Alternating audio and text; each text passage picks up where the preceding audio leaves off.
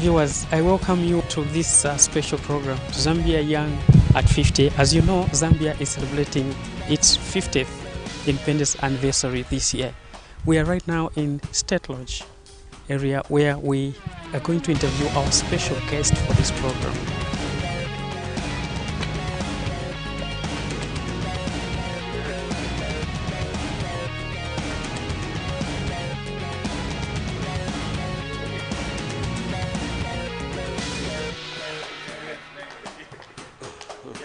Dr. Kenneth David Kaunda, the first president of this republic from 1964 to 1991.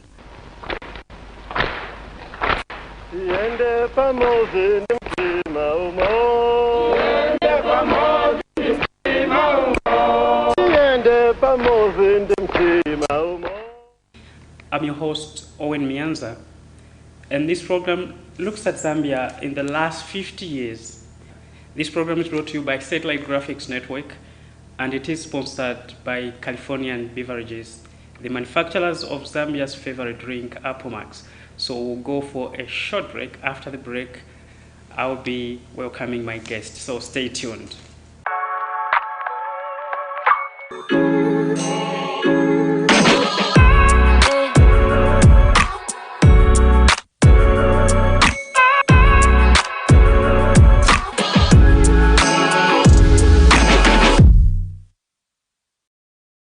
Welcome back, Zambia Young at 50, and today we are honored to have the first president of this republic, Dr. Kenneth Kaunda, president of this country from 1964 to 1991. Dr. Kaunda, it's a pleasure really for us to have you on this program, and you're welcome, sir. Young man, Owen, this is most welcome. Thank you so much. Most welcome. Personally, I think I'm honored to interview you, as the first president of this country. It's an honor to me. Most welcome, man. Perhaps first thing first, on behalf of Californian Beverages, would want to convey our 90th birthday wishes to you and wish you many more returns. You still look very high. So thank you very much, man. Thank you. Okay. Thank you. All right. So, Dr. Kaunda, first things first. Who is Dr. Kaunda?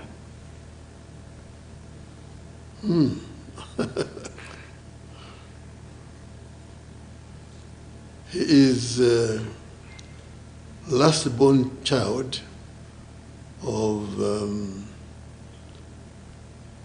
obviously the now late Reverend David Julius Kaunda, and his equally late wife, Helen Tengwera Nyamurenda Kaunda.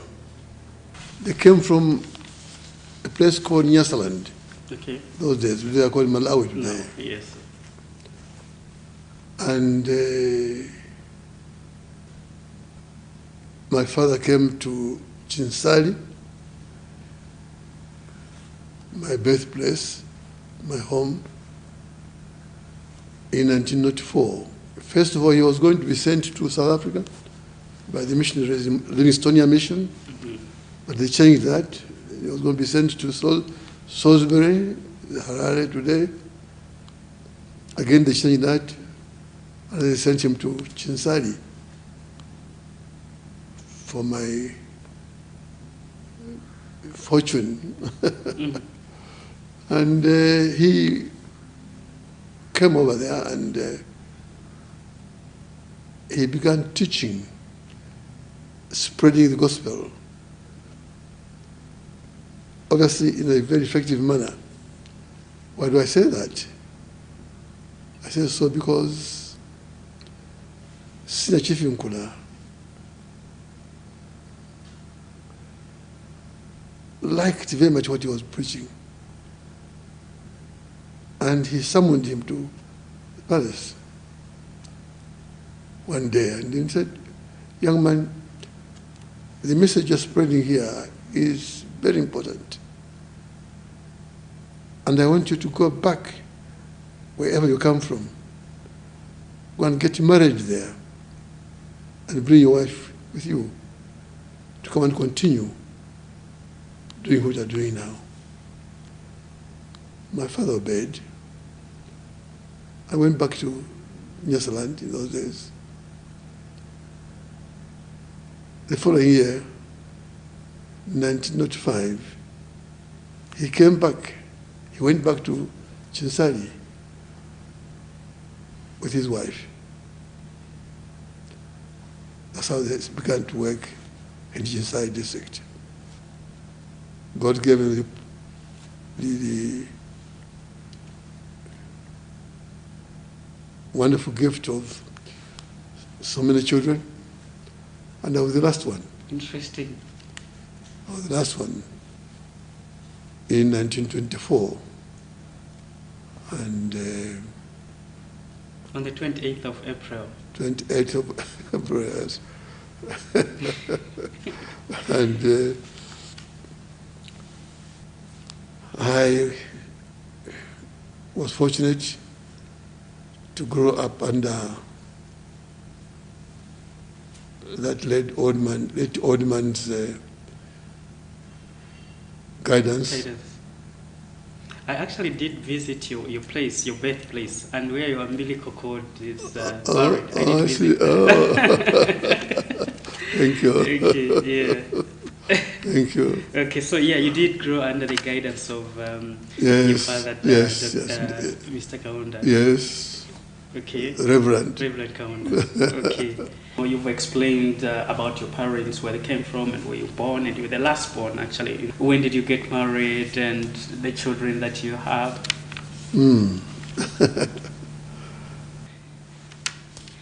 I was married in 1946 to a young lady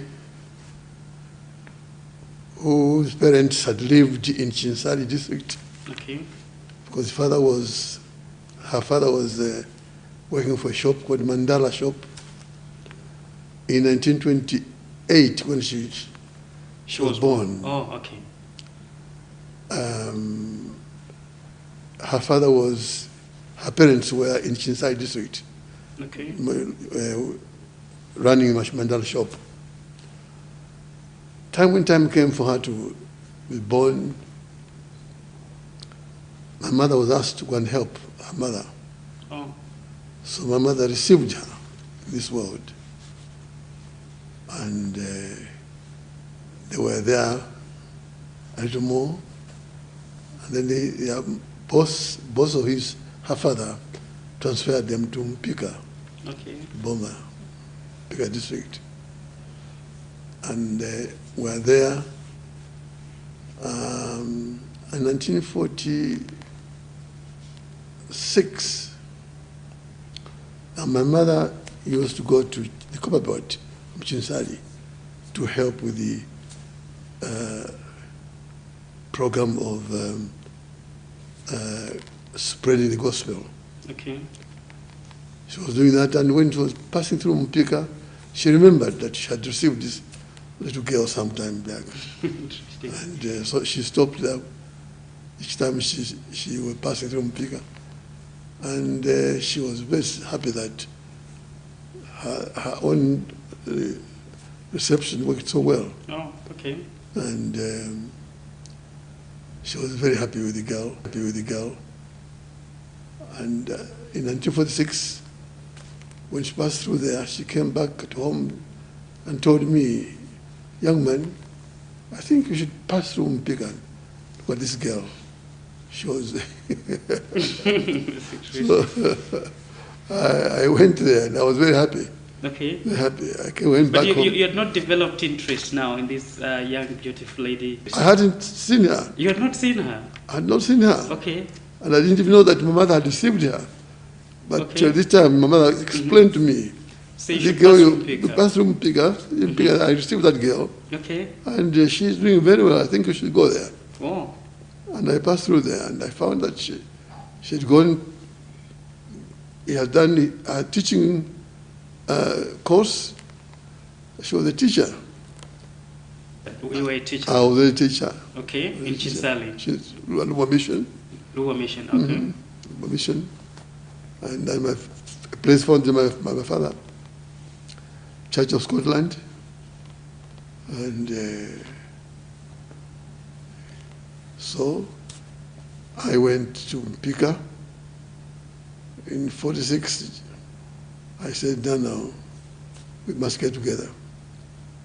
So here's a lady recommended by your mother. You traveled there, you met the lady, and you were happy with what your mother Very did. happy indeed. Very happy indeed. And the decision was made that I'm going to get married. Interesting. So I went there. It must be July, I think July 1946. And I went with a reverend called Johnny Mpuku, one of the people brought up by my father. He was himself a reverend, and I took him with me. He managed the wedding very well. We got married in a Christian way, went back to Chinsali with another reception. In the same year, 1946? Same month, July. Wow. 1946, and so we got married. So you never actually courted for a long time? that's quite interesting. I was very happy indeed, very Okay. happy. And we grew up together extremely well. Mm-hmm. Wow, interesting. We'll go for a very short break. Viewers, in case you're just tuning in, you're watching Zambia Young at 50, and today we have a special guest, the first president of this republic, Dr. Kenneth Kaunda. So stay tuned. I take it to the mark. I turn it up, I turn it up, like fire, I'm burning the air. I take it to the mark. I turn it up, I turn it up, 'cause I'm a superstar.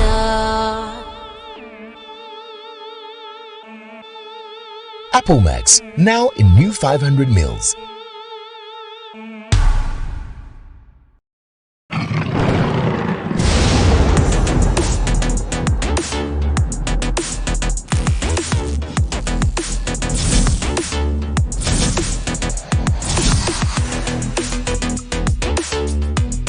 You're welcome to Zambia Young at 50, and our guest is Dr. Kaunda, first president of this republic.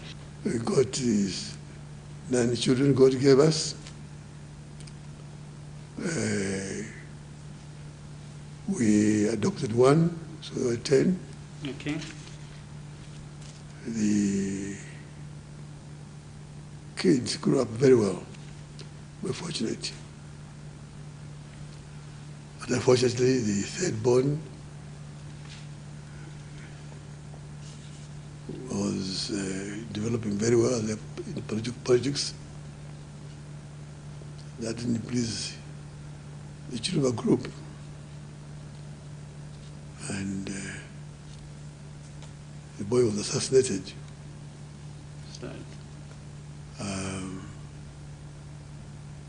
He was a very promising young man.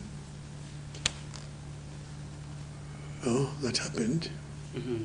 You're talking about Major Wezi Kaunda. Wezi Kaunda. Earlier on, you had lost a child in 1986. Yes, I was coming to that. Okay. It was another very promising boy. He has produced some boys and girls who are doing very well even now, the children. In fact,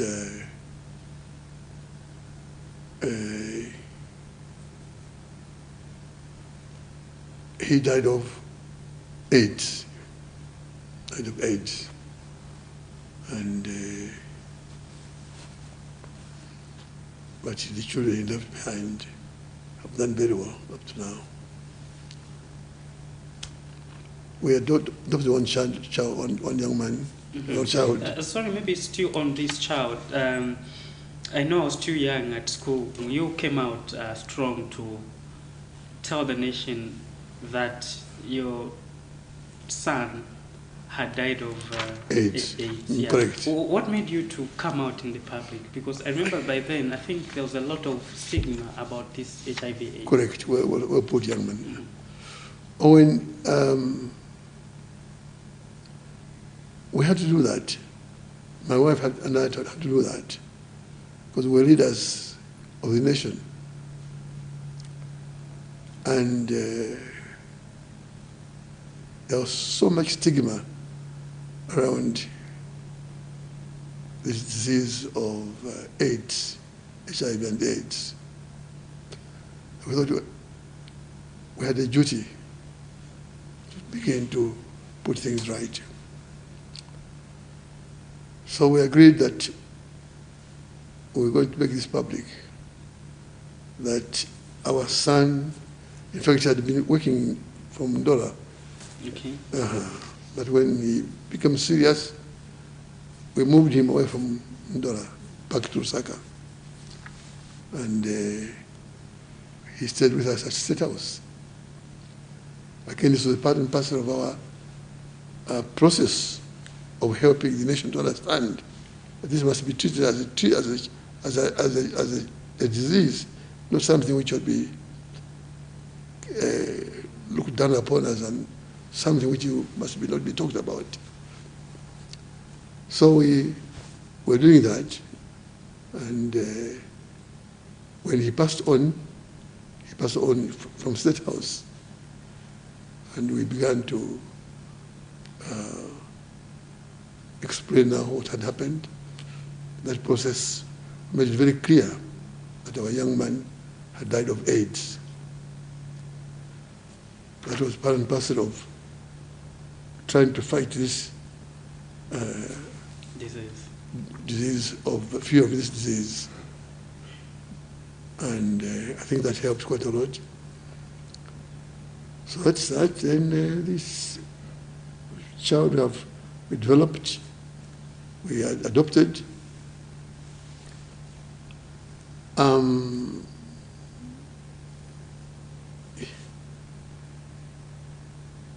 At that time, there were problems around Zambia.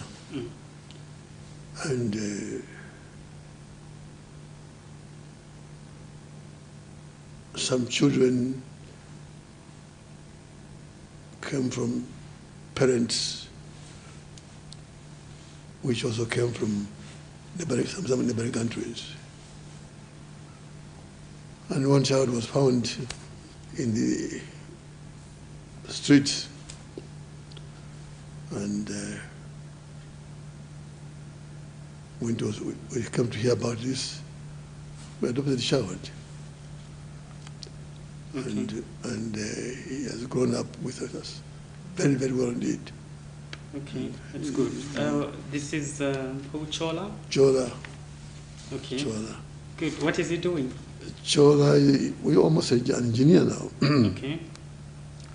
Now he's Chola because he comes after our last born children. There are two of them. What do you call them? Twins. Twins, yes.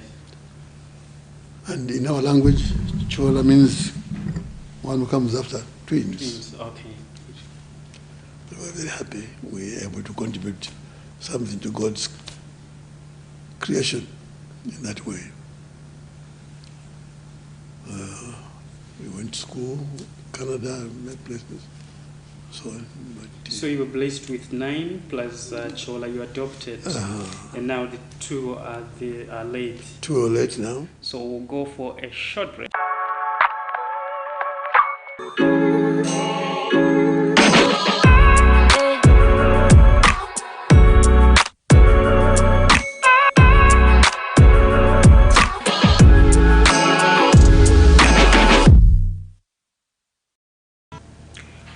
Welcome back, Zambia Young at 50. Now, at this point, when we are actually recording this interview, Dr. Kaunda, you had just lost your wife, is it 2 years ago?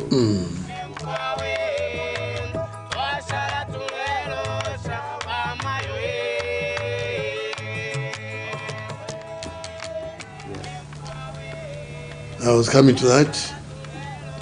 it was a wonderful marriage. And we brought up the kids very well, I think, in a very happy way. Unfortunately, a couple of days ago, she left me.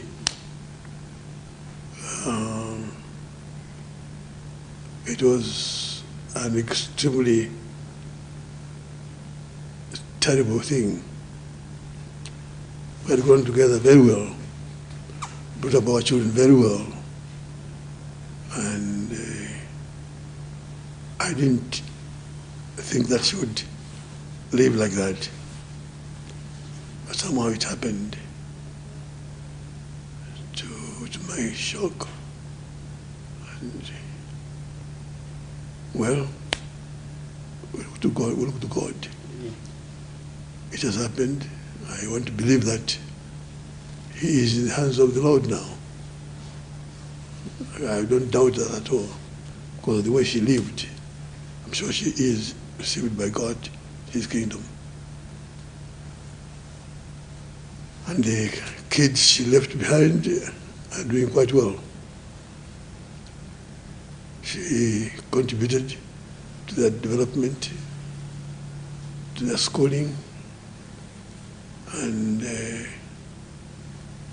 various marriages, creating their own families, and so she contributed a great deal to our family's development. And we have to pray that she lived a life like that. Well, viewers, you heard for yourself Dr. Kenneth Kaunda, first President of this Republic. He's just been talking, he's been giving us his brief background about his family and, of course, where he was born and how he married. I'm sure you've learned one or two things from this interview. So in the next program, we'll be discussing about how Dr. Kaunda actually joined the struggle for independence. So look forward to this program.